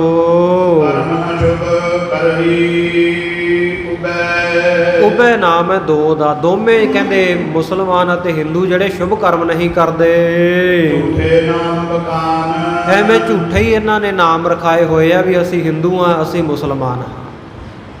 ਤੇ ਖਿਆਲ ਕਰਿਓ, ਇਹ ਗੱਲ ਬਾਬਾ ਜੀ ਨੇ ਉਸ ਵੇਲੇ ਕਹੀ ਹੈ ਜਿਸ ਵੇਲੇ ਦੋਵੇਂ ਹੀ ਪ੍ਰਚਲਿਤ ਸੀ ਇੱਥੇ ਭਾਰਤ ਵਰਸ਼ ਦੇ ਵਿੱਚ, ਹਿੰਦੂ ਤੇ ਮੁਸਲਮਾਨ। ਤੇ ਜੇ ਅੱਜ ਸਤਿਗੁਰੂ ਸੱਚੇ ਪਾਤਸ਼ਾਹ ਜੀ ਪ੍ਰਤੱਖ ਰੂਪ ਦੇ ਵਿੱਚ ਸਰੀਰ ਕਰਕੇ ਇੱਥੇ ਆ ਕੇ ਉਹਨਾਂ ਨੇ ਬਾਣੀ ਉਚਾਰਨ ਕੀਤੀ ਹੋਵੇ, ਫਿਰ ਉਹਨਾਂ ਨੂੰ ਦੋ ਨਹੀਂ, ਉਹਨਾਂ ਨੇ ਤਿੰਨ ਕਹਿਣਾ, ਵਿੱਚ ਸਾਡੀ ਗਿਣਤੀ ਵੀ ਆਉਣੀ ਹੈ। ਅਸੀਂ ਵੀ ਕਿਉਂਕਿ ਬਹੁਤੇ ਭੇਖਧਾਰੀ ਹੈ, ਕਹਾਉਂਦੇ ਹੀ ਹੈ, ਕਹਾਉਣ ਨੂੰ ਸਿੱਖ ਹੈ। ਅਸਲ ਵਿੱਚ ਸਿੱਖ ਸਤਿਗੁਰੂ ਨੇ ਜਿਸ ਤਰ੍ਹਾਂ ਦੇ ਬਣਾਇਆ, ਸਿੱਖੀ ਸਿੱਖਿਆ ਗੁਰ ਵਿਚਾਰ, ਸਤਿਗੁਰੂ ਦੀ ਸਿੱਖਿਆ ਨੂੰ ਕਿੰਨਾ ਕੁ ਪੜ੍ਹਦੇ ਆ, ਕਿੰਨਾ ਕੁ ਵਿਚਾਰਦੇ ਆ। ਸਾਡੇ ਕੋਲ ਤਾਂ ਵੇਲ ਹੀ ਨਹੀਂ, ਸਮਾਂ ਹੀ ਨਹੀਂ, ਨਾ ਅੰਮ੍ਰਿਤ ਵੇਲੇ ਉੱਠਣ ਦਾ ਹੌਸਲਾ ਸਾਡੇ ਕੋਲ, ਨਾ ਸਾਡੇ ਕੋਲੇ ਬਾਣੀ ਪੜ੍ਹਨ ਵਾਸਤੇ ਟਾਈਮ ਹੈ, ਨਾ ਸਾਡੇ ਕੋਲੇ ਸਤਸੰਗ ਦੇ ਵਿੱਚ ਬੈਠਣ ਵਾਸਤੇ, ਕੁਝ ਸੁਣਨ ਵਾਸਤੇ ਸਮਾਂ। ਅਸੀਂ ਤਾਂ ਫਾਰਮੈਲਿਟੀਆਂ ਪੂਰੀਆਂ ਕਰਨ ਵਾਸਤੇ ਆਉਂਦੇ ਹਾਂ ਜੀ। ਗੁਰਦੁਆਰੇ ਆਏ, ਮੱਥਾ ਟੇਕਿਆ, ਅਰਦਾਸ ਕਰਾਈ, ਲੰਗਰ ਛਕਿਆ ਤੇ ਬਸ ਠੀਕ ਆ ਜੀ, ਸਾਡਾ ਫਰਜ਼ ਪੂਰਾ ਹੋ ਗਿਆ। ਪਰ ਸਤਿਗੁਰੂ ਨੇ ਸਿੱਖ ਕਿਹਨੂੰ ਕਿਹਾ ਸੀ? ਸੋ ਸਿੱਖ ਸਖਾ ਬੰਧਪ ਹੈ ਭਾਈ ਜੇ ਗੁਰ ਕੇ ਭਾਣੇ ਵਿੱਚ ਆਵੇ। ਆਪਣੇ ਭਾਣੇ ਜੋ ਚੱਲੇ ਭਾਈ ਵਿਛੜ ਚੋਟਾਂ ਖਾਵੇ। ਜਿਹੜਾ ਆਪਣੇ ਭਾਣੇ ਚੱਲਦਾ ਗੁਰੂ ਦੇ ਭਾਣੇ ਵਿੱਚ ਨਹੀਂ ਆਉਂਦਾ, ਫਿਰ ਉਹਦੀ ਗਿਣਤੀ ਵੀ ਇਹਨਾਂ ਦੇ ਨਾਲ ਹੀ ਹੈ ਨਾ। ਜਿਸ ਤਰ੍ਹਾਂ ਦੀ ਸਤਿਗੁਰੂ ਜੀ ਦੱਸ ਰਹੇ ਹੈ ਕਿ ਹਿੰਦੂ ਮੁਸਲਮਾਨ ਜਿਹੜੇ ਦੋਵੇਂ ਸ਼ੁਭ ਕਰਮ ਕਰਦੇ ਨਹੀਂ ਤੇ ਐਵੇਂ ਝੂਠੇ ਨਾਮ ਰਖਾਏ ਹੋਏ ਹੈ, ਇਸੇ ਤਰ੍ਹਾਂ ਅਸੀਂ ਵੀ ਅੱਜ ਝੂਠੇ ਨਾਂ ਹੀ ਰਖਾਏ ਹੋਏ ਆ। ਕਹਿਣ ਨੂੰ ਹੀ ਸਿੰਘ ਹੁੰਦੇ ਆ, ਜਦੋਂ ਮੂੰਹ ਵੱਲ ਵੇਖੋ ਸਿਰ ਵੱਲ ਵੇਖੋ ਬਿਲਕੁਲ ਸਾਫ਼ ਕਰਾਇਆ ਹੁੰਦਾ ਨਾਮ ਸਿੰਘ। ਤੇ ਸਤਿਗੁਰੂ ਸੱਚੇ ਪਾਤਸ਼ਾਹ ਸੋਚਦੇ ਨਹੀਂ ਹੋਣਗੇ ਵੀ ਆਹ ਸਿੰਘਾਂ ਦੀ ਕਿਹੜੀ ਵੈਰਾਈਟੀ ਆ ਗਈ। ਮੈਂ ਤਾਂ ਇਹੋ ਜਿਹੇ ਸਿੰਘ ਪੈਦਾ ਨਹੀਂ ਸੀ ਕਰਕੇ ਗਿਆ, ਮੈਂ ਤਾਂ ਅੰਮ੍ਰਿਤਧਾਰੀ ਕੇਸਾਧਾਰੀ ਸਿੰਘ ਪੈਦਾ ਕੀਤੇ ਸੀ। 1699 ਦੀ ਵਿਸਾਖੀ ਖੰਡਾ ਬਾਟਾ ਜਦੋਂ ਖੜਕਾਇਆ ਆਨੰਦਪੁਰ ਸਾਹਿਬ, ਅੰਮ੍ਰਿਤ ਦੀ ਦਾਤ ਬਖਸ਼ਿਸ਼ ਕੀਤੀ ਸੀ। ਪੰਜਾਂ ਦੇ ਸਿਰ ਵੱਢ ਕੇ ਦੁਬਾਰਾ ਜੋੜ ਕੇ ਸੁਰਜੀਤ ਕਰਕੇ ਇਹੋ ਜਿਹੇ ਸਿੰਘ ਤਾਂ ਨਹੀਂ ਸੀ ਮੈਂ ਬਣਾਏ, ਪਰ ਅਸੀਂ ਫਿਰ ਵੀ ਸਿੰਘ ਕਹਾਈ ਜਾਂਦੇ ਹਾਂ। ਨਾਮ ਦੇ ਨਾਲ ਸਾਡੇ ਫਿਰ ਵੀ ਕੌਰ ਲੱਗਦਾ, ਚਾਹੇ ਭਰਵੱਟੇ ਪੂਰੇ ਸਾਧ ਸੰਗਤ ਜੀ ਐਨ ਟੇਢੇ ਮੇਢੇ ਕਰਕੇ ਬਣਾਏ ਹੋਣ, ਫਿਰ ਵੀ ਕੌਰ ਆ ਨਾਮ ਸਾਡਾ ਬੀਬੀਆਂ ਦਾ। ਜੇ ਅੱਜ ਗਿਣਤੀ ਕਰਨੀ ਹੋਵੇ ਸਤਿਗੁਰੂ ਸੱਚੇ ਪਾਤਸ਼ਾਹ ਉਭੈ ਨਹੀਂ ਕਹਿਣਗੇ, ਫਿਰ ਤਿੰਨੇ ਕਹਿਣਗੇ। ਇੱਥੇ ਸਤਿਗੁਰੂ ਪਾਤਸ਼ਾਹ ਕਹਿੰਦੇ ਕਰਮ ਨਾ ਸ਼ੁਭ ਕਰ ਹੀ ਉਭੈ ਝੂਠੇ ਨਾਮ ਬਖਾਣ। ਦੋਵੇਂ ਕਹਿੰਦੇ ਸ਼ੁਭ ਕਰਮ ਤਾਂ ਕੋਈ ਕਰਦੇ ਨਹੀਂ, ਐਵੇਂ ਝੂਠੇ ਨਾਮਾਂ ਦੇ ਹਿੰਦੂ ਮੁਸਲਮਾਨ ਹਨ। ਮਗ ਭੁੱਲੇ ਫਿਰੀ ਉਦਿਆਨਾ। ਰਸਤੇ ਦੇ ਉੱਤੋਂ ਭਟਕੇ ਹੋਏ, ਧਰਮ ਦੇ ਮਾਰਗ ਦੇ ਉੱਤੋਂ ਭਟਕੇ ਹੋਏ ਕਹਿੰਦੇ ਉਜਾੜਾਂ ਦੇ ਵਿੱਚ ਹੀ ਤੁਰੇ ਫਿਰਦੇ ਹਨ। ਐਸੇ ਪਹੁੰਚੇ ਸੁਖ ਸਥਾਨਾ। ਜਿਹੜਾ ਸੁੱਖਾਂ ਦਾ ਅਸਥਾਨ ਹੈ, ਪ੍ਰਮਾਤਮਾ ਦਾ ਘਰ ਹੈ, ਉੱਥੋਂ ਤੱਕ ਕਿਵੇਂ ਪਹੁੰਚ ਹੋਵੇ। ਸੁਣ ਕਰ ਕਾਜੀ ਲੱਜਤ ਹੋਤ। ਜਦੋਂ ਸਤਿਗੁਰੂ ਨੇ ਐ ਖਰੀਆਂ ਖਰੀਆਂ ਸੁਣਾ ਦਿੱਤੀਆਂ ਨਾ, ਕਾਜੀ ਜਿਹੜਾ ਸਤਿਗੁਰੂ ਨੂੰ ਬੜਾ ਬੁੜਕ ਬੁੜਕ ਕੇ ਸਵਾਲ ਕਰਦਾ ਸੀ, ਬੜਾ ਸੁਣ ਕੇ ਲੱਜਿਆਵਾਨ ਸ਼ਰਮਸ਼ਾਰ ਹੋ ਗਿਆ। ਜਿਵੇਂ ਸੂਰਜ ਦੇ ਅੱਗੇ ਰਿੰਗਣ ਜੋਤ ਟਟਹਿਣਾ ਹੁੰਦਾ, ਉਹਦੀ ਕੀ ਪਾਇਆ, ਉਹਦੀ ਕਿੰਨੀ ਕੁ ਖੰਭਾਂ ਦੀ ਰੌਸ਼ਨੀ ਹੈ, ਸੂਰਜ ਦੇ ਅੱਗੇ ਬਿਲਕੁਲ ਮੱਧਮ ਪੈ ਜਾਂਦਾ ਹੈ। ਇਹ ਕਾਜੀ ਅੱਗੋਂ ਕੁਝ ਬੋਲਿਆ ਨਾ, ਚੁੱਪ ਕਰ ਰਿਹਾ। ਕੋਈ ਇਹਨੂੰ ਜਵਾਬ ਨਾ ਆਇਆ, ਉੱਤਰ ਨਾ ਆਇਆ, ਉੱਠ ਕੇ ਘਰ ਚਲਿਆ ਗਿਆ। ਇਉਂ ਸਤਿਗੁਰੂ ਸੱਚੇ ਪਾਤਸ਼ਾਹ ਜੀ ਦੀ ਕੋਈ ਮਨੁੱਖ ਉਸਤਤ ਕਰੀ ਜਾਂਦਾ ਹੈ ਤੇ ਕੋਈ ਨਿੰਦਾ ਕਰਦਾ ਹੈ। ਕਿਉਂਕਿ ਮੂਰਖਾਂ ਨੂੰ ਸਤਿਗੁਰੂ ਸੱਚੇ ਪਾਤਸ਼ਾਹ ਜੀ ਦੀ ਸਮਝ ਨਹੀਂ ਪੈ ਰਹੀ।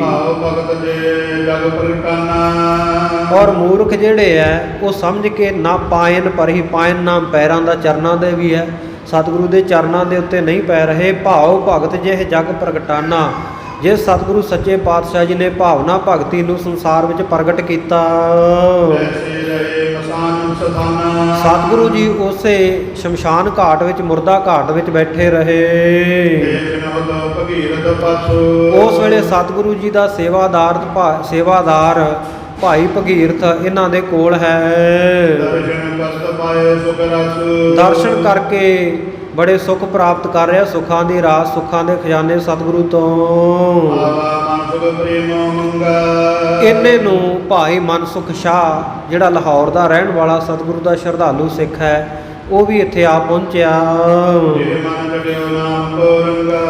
ਜਿਸ ਦੇ ਮਨ ਨੂੰ ਸਤਿਗੁਰੂ ਨਾਨਕ ਦੇਵ ਜੀ ਮਹਾਰਾਜ ਦੇ ਨਾਮ ਦਾ ਰੰਗ ਚੜਿਆ ਹੋਇਆ ਹੈ।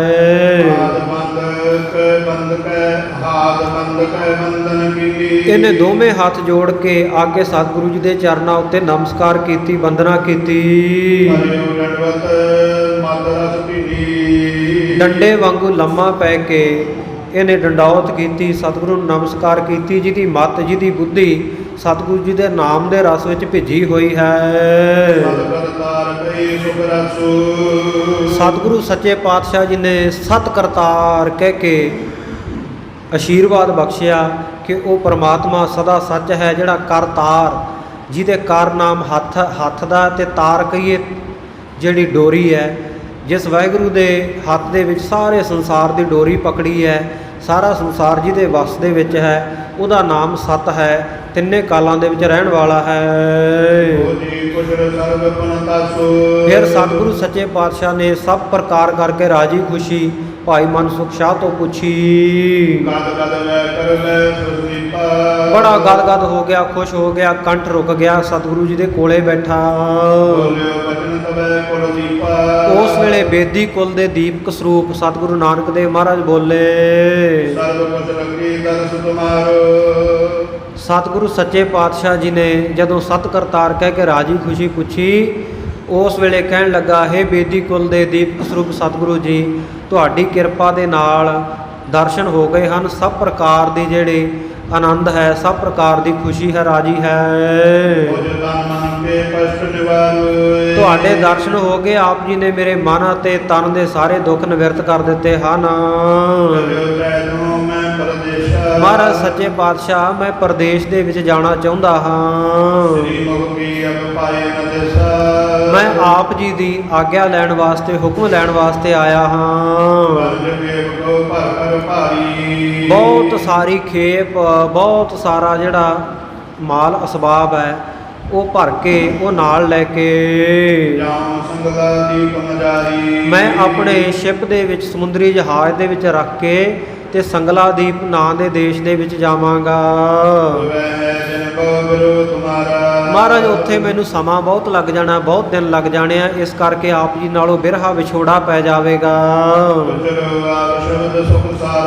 ਤੇ ਮਹਾਰਾਜ ਆਪ ਜੀ ਦੇ ਬਚਨ ਮੈਂ ਉੱਥੇ ਪੜ੍ਹਦਾ ਸੁਣਦਾ ਰਹਾ, ਇਸ ਕਰਕੇ ਸੁੱਖਾਂ ਦੇ ਦੇਣ ਵਾਲੇ ਬਚਨ ਬਾਣੀ ਉਚਾਰਨ ਕਰੋ। ਤੇ ਮਹਾਰਾਜ ਸੱਚੇ ਪਾਤਸ਼ਾਹ, ਮੈਂ ਉਹਨਾਂ ਸ਼ਬਦਾਂ ਨੂੰ ਲਿਖ ਲਵਾਂਗਾ ਤੇ ਨੇਮ ਦੇ ਨਾਲ, ਨਿੱਤਾ ਪ੍ਰਤੀ ਨਿਯਮ ਦੇ ਸਹਿਤ ਪੜਾਂਗਾ। ਜਿਸ ਗੁਰਬਾਣੀ ਦੇ, ਜਿਸ ਸ਼ਬਦ ਦੇ ਪੜ੍ਹਨ ਦੇ ਨਾਲ ਗੁਰੂ ਚਰਨਾਂ ਦਾ ਪ੍ਰੇਮ ਜਿਹੜਾ ਉਹ ਮੇਰੇ ਮਨ ਵਿੱਚ ਵੱਧ ਜਾਵੇਗਾ। ਐਸੇ ਬਚਨ ਭਾਈ ਮਨਸੁਖ ਸ਼ਾਹ ਦੇ ਸੁਣ ਕੇ ਸਤਿਗੁਰੂ ਸੱਚੇ ਪਾਤਸ਼ਾਹ ਨੇ ਸਤਿਗੁਰੂ ਗੁਰੂ ਨਾਨਕ ਦੇਵ ਮਹਾਰਾਜ ਜਿਹੜੇ ਦਾਸਾਂ ਨੂੰ ਪ੍ਰਸੰਨ ਕਰਨ ਵਾਲੇ, ਉਹਨਾਂ ਨੇ ਉੱਥੇ ਸ਼ਬਦ ਉਚਾਰਨ ਕੀਤੇ। ਜਿਨ੍ਹਾਂ ਸ਼ਬਦਾਂ ਵਿੱਚ, ਜਿਸ ਗੁਰਬਾਣੀ ਵਿੱਚ ਅਕਾਲ ਪੁਰਖ ਵਾਹਿਗੁਰੂ ਦੀ ਅਤੇ ਗੁਰੂ ਦੀ ਉਸਤਤ ਵਡਿਆਈ ਮਹਿਮਾ ਹੈ, ਭਗਤੀ ਅਤੇ ਵਿਰਾਗ ਦੇ ਨਾਲ ਜਿਨ੍ਹਾਂ ਦੇ ਵਿੱਚ ਗਿਆਨ ਮਿਲਾਇਆ ਹੋਇਆ ਹੈ, ਗਿਆਨ ਦੀ ਬਖਸ਼ਿਸ਼ ਕੀਤੀ ਹੋਈ ਹੈ, ਐਸੀ ਬਾਣੀ ਉਚਾਰੀ। ਜਿਹੜੀ ਬਾਣੀ, ਜਿਹੜੇ ਸ਼ਬਦ ਸਤਿਗੁਰੂ ਜੀ ਨੇ ਉਚਾਰਨ ਕੀਤੇ, ਭਾਈ ਮਨਸੁਖ ਸ਼ਾਹ ਨੇ ਲਿਖ ਲਏ। ਇਹਨਾਂ ਸ਼ਬਦਾਂ ਨੂੰ ਪੜ੍ਹ ਕੇ ਇਹਦੀ ਮੱਤ ਹੈ ਜਿਹੜੀ ਮਹਾਨ ਪ੍ਰੇਮ ਦੇ ਵਿੱਚ ਭਿੱਜ ਗਈ। ਫਿਰ ਸ੍ਰੇਸ਼ਟ ਸਤਿਗੁਰੂ ਸੱਚੇ ਪਾਤਸ਼ਾਹ ਜੀ ਬੋਲੇ, ਕਹਿੰਦੇ ਭਾਈ ਅੰਮ੍ਰਿਤ ਵੇਲੇ ਪਹਿਰ ਰਾਤ ਰਹਿੰਦੀ ਨਿਤਾ ਪ੍ਰਤੀ ਇਸ਼ਨਾਨ ਕਰਨਾ ਹੈ। ਆਲਸ ਨੂੰ ਤਿਆਗ ਕੇ ਉਸ ਵੇਲੇ ਜਾਗਣਾ ਹੈ। ਤੇ ਅੰਮ੍ਰਿਤ ਵੇਲੇ ਇਸ਼ਨਾਨ ਕਰਕੇ ਜੇ ਇਹ ਗੁਰਬਾਣੀ ਨੂੰ ਪੜ੍ਹੋਗੇ, ਇਹਨਾਂ ਸ਼ਬਦਾਂ ਨੂੰ ਪੜ੍ਹੋਗੇ, ਤੇ ਕਹਿੰਦੇ ਇਸ ਕਰਕੇ ਮੱਝੋ ਨਿਸਾ ਜਾਮ ਸ਼ੁਭ 12 ਤਜ ਆਲਸ ਜਾਗੋ ਤੇ ਕਾਲਾ, ਪੜ੍ਹੋ ਤਬੈ ਫਲ ਹੋਤ ਵਿਸਾਲਾ। ਕਹਿੰਦੇ ਜਦੋਂ ਪੜ੍ਹੋਗੇ ਇਸ ਤਰ੍ਹਾਂ ਪ੍ਰੇਮ ਦੇ ਨਾਲ ਅੰਮ੍ਰਿਤ ਵੇਲੇ ਇਸ਼ਨਾਨ ਕਰਕੇ, ਫਿਰ ਕਹਿੰਦੇ ਬਹੁਤ ਮਹਾਨ ਫਲਾਂ ਦੀ ਪ੍ਰਾਪਤੀ ਹੋਵੇਗੀ। ਇਸ ਪ੍ਰਕਾਰ ਜਦੋਂ ਕਹਿੰਦੇ ਇੱਕ ਮਨ ਹੋ ਕੇ ਬੜੇ ਪ੍ਰੇਮ ਦੇ ਸਹਿਤ ਇਸ ਬਾਣੀ ਨੂੰ ਸਿਰਫ ਪੜ੍ਹਨਾ ਹੀ ਨਹੀਂ, ਗੁਣਨਾ ਵੀ ਹੈ, ਵਿਚਾਰਨਾ ਵੀ ਹੈ। ਜਦੋਂ ਕਹਿੰਦੇ ਗੁਣੋਗੇ, ਵਿਚਾਰੋਗੇ, ਮੰਨੋਗੇ ਹਿਰਦੇ ਦੇ ਵਿੱਚ, ਤੇ ਫਿਰ ਕਹਿੰਦੇ ਪਾਵੋ ਬ੍ਰਹਮ ਨਿਕੇਤਾ, ਬ੍ਰਹਮ ਦਾ ਘਰ, ਪਰਮਾਤਮਾ ਦੇ ਘਰ ਦੀ ਪ੍ਰਾਪਤੀ ਹੋ ਜਾਵੇਗੀ। ਤੇ ਇਸ ਪ੍ਰਕਾਰ ਜਦੋਂ ਦਿਨ ਚੜ੍ਹ ਜਾਇਆ ਕਰੇਗਾ, ਦਿਨ ਦੇ ਚੜ੍ਹਾਅ ਦੇ ਨਾਲ ਤਿਹਾਵਲ 3 ਮੇਲ ਦਾ ਜਿਹੜਾ ਕੜਾਹ ਪ੍ਰਸ਼ਾਦ ਹੈ, ਆਟਾ, ਖੰਡ ਤੇ ਇਸੇ ਪ੍ਰਕਾਰ ਘੀ, ਜਿਹੜੇ ਤਿੰਨੇ ਸਮ ਮਾਤਰਾ ਵਿੱਚ ਹੁਣ ਬਰਾਬਰ ਵਜਨ ਦੇ ਹੋਣ, ਉਹਨੂੰ ਤਿਹਾਵਲ ਕਿਹਾ ਜਾਂਦਾ ਕੜਾਹ ਪ੍ਰਸ਼ਾਦ। ਜੇ ਵੱਧ ਘੱਟ ਪਾ ਦਈਏ ਐਵੇਂ ਅੰਦਾਜ਼ੇ ਦੇ ਨਾਲ ਹੀ, ਫਿਰ ਉਹ ਤਿਹਾਵਲ ਨਹੀਂ ਬਣਦਾ। ਤਿਹਾਵਲ ਨਾਮ ਹੀ ਹੈ ਜਿਹਦੇ ਵਿੱਚ 3 ਵਸਤੂਆਂ ਦਾ ਮੇਲ ਹੋਵੇ, ਤਿਹਾਵਲ। ਸੋ ਇਸ ਪ੍ਰਕਾਰ ਕੜਾਹ ਪ੍ਰਸ਼ਾਦ ਦੀ ਦੇਗ ਬਣਾਉਣ ਵੇਲੇ ਵੀ ਇਹ ਤਿੰਨੇ ਵਸਤੂਆਂ ਸਮਵਜਨ ਰੱਖਣੀਆਂ, ਫਿਰ ਇਹ ਤਿਹਾਵਲ ਬਣਦਾ ਹੈ। ਸਤਿਗੁਰੂ ਕਹਿੰਦੇ ਦਿਨ ਚੜ੍ਹੇ ਫਿਰ ਤਿਹਾਵਲ ਕੜਾਹ ਪ੍ਰਸ਼ਾਦ ਤਿਆਰ ਕਰੋ। ਆਗੇ ਅਰਦਾਸ ਜੁਗਮ ਜਗ ਕਰ ਜੁਰਾ। ਇਸ ਤਰ੍ਹਾਂ ਫਿਰ ਅਰਦਾਸ ਕਰਕੇ ਦੋਵੇਂ ਹੱਥ ਜੋੜਨੇ ਹਨ। ਔਰ ਬਾਂਡ ਅਟਵਨ ਨਿਰਮੀਐ। ਫਿਰ ਬਾਕੀ ਸਾਰਿਆਂ ਨੂੰ ਵੰਡ ਕੇ ਆਪ ਛਕਣਾ ਬਾਅਦ ਵਿੱਚ। ਜਿਵ ਸੋ ਕੇ ਬੰਦੇ ਮਨ ਦੀਜੈ। ਫਿਰ ਜਦੋਂ ਦਿਨ ਚੜ੍ਹ ਜਾਵੇ ਉਸ ਵੇਲੇ ਆਪਣਾ ਮਨ ਜਿਹੜਾ ਵਣਜ ਵਪਾਰ ਦੇ ਵਿੱਚ ਲਾ ਦੇਣਾ, ਆਪਣਾ ਕੰਮਕਾਰ ਕਰਨਾ ਹੈ। ਸੰਧਿਆ ਕਾਲੈ ਪਟੋ ਗੋਰੀ। ਤੇ ਜਦੋਂ ਸੰਧਿਆ ਦਾ ਕਾਲ ਹੋ ਜਾਵੇ, ਸ਼ਾਮ ਦਾ ਸਮਾਂ ਹੋ ਜਾਵੇ, ਉਸ ਵੇਲੇ ਕਹਿੰਦੇ ਦੁਬਾਰਾ ਇਸ ਬਾਣੀ ਨੂੰ ਪੜ੍ਹਨਾ। ਆਨੰਦ ਭਾਗੋ ਭਗਤੇ ਤੋ ਗੋਰੀ। ਇਸ ਪ੍ਰਕਾਰ ਨਿੱਤਾ ਪ੍ਰਤੀ ਜਿਹੜੀ ਆਪਣੀ ਮੱਤ ਹੈ, ਬੁੱਧੀ ਹੈ, ਇਹਨੂੰ ਭਗਤੀ ਦੇ ਵਿੱਚ ਚੰਗੀ ਤਰ੍ਹਾਂ ਜੋੜ ਕੇ ਰੱਖਣਾ ਹੈ। ਇਸ ਪ੍ਰਕਾਰ ਜਦੋਂ ਮੱਤ ਭਗਤੀ ਵਿੱਚ ਚੰਗੀ ਤਰ੍ਹਾਂ ਡੁੱਬੀ ਹੋਈ, ਜੁੜੀ ਹੋਈ, ਫਿਰ ਕਹਿੰਦੇ ਜੇ ਕਦੇ ਕੋਈ ਐਸਾ ਸਮਾਂ ਬਣ ਆਵੇ, ਤੁਹਾਡਾ ਕੋਈ ਕਾਰਜ ਅਟਕ ਜਾਵੇ, ਕੋਈ ਸਮੱਸਿਆ ਬਣ ਆਵੇ, ਉਸ ਵੇਲੇ ਸਤਿਗੁਰੂ ਨੂੰ ਸਿਮਰਨਾ, ਸਤਿਗੁਰੂ ਨੂੰ ਚੇਤੇ ਕਰਨਾ, ਸਤਿਗੁਰੂ ਦੇ ਚਰਨਾਂ ਦਾ ਧਿਆਨ ਧਰਨਾ। ਹੋਇ ਸੁਖ ਕਾਜੂ, ਉਹ ਤੇਰਾ ਜਿਹੜਾ ਕਾਰਜ ਹੈ ਉਹ ਸੁੱਖ ਦੇ ਨਾਲ ਹੀ ਹੋ ਜਾਵੇਗਾ। ਇਸ ਪ੍ਰਕਾਰ ਦਾ ਉਪਦੇਸ਼ ਸਤਿਗੁਰੂ ਸਾਹਿਬ ਜੀ ਤੋਂ ਸੁਣ ਕੇ ਸਤਿਗੁਰੂ ਜੀ ਦੀ ਆਗਿਆ ਪਾ ਕੇ ਭਾਈ ਮਨਸੁਖ ਸ਼ਾਹ ਚਲਿਆ ਗਿਆ। ਸੰਗਲਾ ਦੀਪ ਨਾਮ ਦਾ ਜਿੱਥੇ ਟਾਪੂ ਹੈ, ਦੇਸ਼ ਹੈ, ਉਸ ਸਥਾਨ ਤੇ ਪਹੁੰਚਿਆ। ਫਿਰ ਗੁਣਾਂ ਦੀ ਖਾਨ ਸਤਿਗੁਰੂ ਪਾਤਸ਼ਾਹ ਨੇ ਭਾਈ ਭਗੀਰਥ ਨੂੰ ਬਚਨ ਕਹੇ, ਆਗਿਆ ਦੇ ਦਿੱਤੀ। ਕਹਿੰਦੇ ਭਾਈ ਭਗੀਰਥ ਤੂੰ ਵੀ ਹੁਣ ਆਪਣੇ ਘਰ, ਆਪਣੇ ਨਗਰ ਮਲਸੀਆਂ ਵਿਖੇ ਚਲਿਆ ਜਾ। ਤੇ ਘਰ ਵਿੱਚ ਜਾ ਕੇ ਘਰੇ ਰਹਿੰਦਿਆਂ ਹੀ ਵਾਹਿਗੁਰੂ ਪਰਮੇਸ਼ਰ ਦੇ ਨਾਮ ਦੇ ਵਿੱਚ ਸਦਾ ਬਿਰਤੀ ਨੂੰ ਇੱਕ ਰਸ ਲਾ ਕੇ ਰੱਖਣਾ, ਨਿਰੰਤਰ ਉਹਦਾ ਧਿਆਨ ਦੇ ਵਿੱਚ ਆਪਣਾ ਸਮਾਂ ਬਤੀਤ ਕਰਨਾ। ਸੋ ਇਸ ਪ੍ਰਕਾਰ ਸਤਿਗੁਰੂ ਸੱਚੇ ਪਾਤਸ਼ਾਹ ਨੇ ਕਾਜੀ ਨੂੰ ਉਪਦੇਸ਼ ਦਿੱਤਾ। ਹਿੰਦੂ ਦੱਸਿਆ ਕਿਸ ਤਰ੍ਹਾਂ ਦਾ ਹੋਵੇ, ਮੁਸਲਮਾਨ ਦੱਸਿਆ ਕਿਸ ਪ੍ਰਕਾਰ ਦੇ ਗੁਣ ਧਾਰਨ ਕਰੇ, ਤੇ ਆਪਣੇ ਸਿੱਖਾਂ ਭਾਈ ਮਨਸੁਖ ਸ਼ਾਹ ਅਤੇ ਭਾਈ ਭਗੀਰਥ ਨੂੰ ਵੀ ਕਰਤਾਰਥ ਕਰਨ ਵਾਲੇ ਬਚਨ ਸਤਿਗੁਰੂ ਪਾਤਸ਼ਾਹ ਜੀ ਨੇ ਉਚਾਰਨ ਕੀਤੇ। ਇੱਥੇ ਇਸ ਪ੍ਰਸੰਗ ਦੀ ਸਮਾਪਤੀ ਹੈ। ਅੱਗੇ ਜਿਵੇਂ ਸਤਿਗੁਰੂ ਜੀ ਦੀ ਕਥਾ ਆਵੇਗੀ, ਆਪਾਂ ਆਉਣ ਵਾਲੇ ਦਿਨਾਂ ਦੇ ਵਿੱਚ ਗੁਰੂ ਕਿਰਪਾ ਦੁਆਰਾ ਰਲ ਮਿਲ ਕੇ ਇਹਦੀ ਸਾਂਝ ਪਾਵਾਂਗੇ। ਸਤਿਗੁਰੂ ਜੀ ਦਾ ਸੋਹਣਾ ਸੁੰਦਰ ਜੀਵਨ ਇਤਿਹਾਸ ਸੁਣ ਕੇ ਇਸ ਮਾਰਗ ਦੇ ਉੱਤੇ ਚੱਲਣ ਦੀ ਕੋਸ਼ਿਸ਼ ਕਰੀਏ, ਯਤਨ ਕਰੀਏ, ਸਤਿਗੁਰੂ ਦੀ ਕਿਰਪਾ ਮੰਗੀਏ। ਕਥਾ ਵਿਚਾਰਾਂ ਦੌਰਾਨ ਹੋਈਆਂ ਬੇਅੰਤ ਭੁੱਲਾਂ ਦੀ ਆਪ ਸਮੂਹ ਸੰਗਤਾਂ ਨੇ ਖਿਮਾ ਬਖਸ਼ਣੀ। ਗਰੀਬ ਨਿਵਾਜ ਸੱਚੇ ਪਾਤਸ਼ਾਹ ਕਿਰਪਾ ਕਰਨ, ਸਮਤ ਬਖਸ਼ਣ। ਆਪ ਸਭ ਨੇ ਗੁਰੂ ਚਰਨਾਂ ਵਿੱਚ ਅਰਦਾਸ ਬੇਨਤੀ ਕਰਨੀ।